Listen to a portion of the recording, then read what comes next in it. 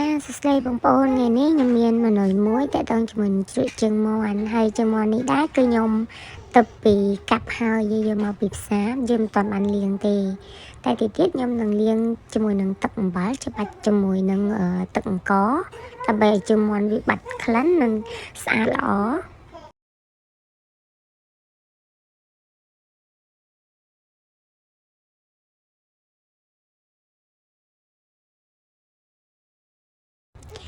ចាបងប្អូននេះជើងមាន់ដែលខ្ញុំលាងទឹកអង្ករហើយជាមួយច្បាច់ទឹកអំបិលវាសបែបហ្នឹង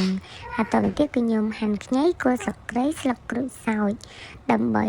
យើងលាយឡើងទឹកត្រីអញ្ចឹងណាហើយយើងហាន់ហើយយើងដាក់ចូលគ្នាយើងក៏ដាក់ម្ទេសជាមួយនឹងខ្ទឹមកិន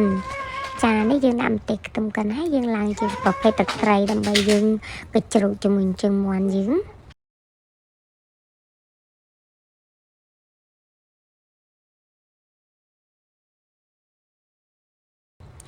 ចាយើងកូរឲ្យសព្វលាយល្មមគ្រឿងហើយដែលយើងគិតថាវាឆ្ងាញ់យើងចាប់ផ្ដើម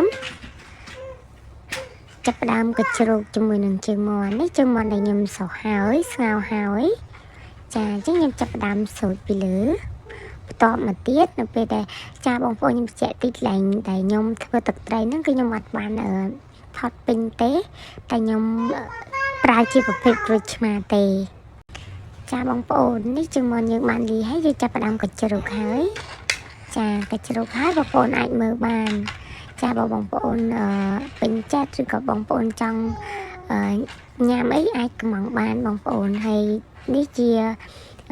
រូបភាពក្រូចឆ្មាដែលខ្ញុំថតហើយអញ្ចឹងណាបងប្អូនក្រូចឆ្មាគឺខ្ញុំប្រើជាប្រភេទក្រូចស្រស់ហ្មង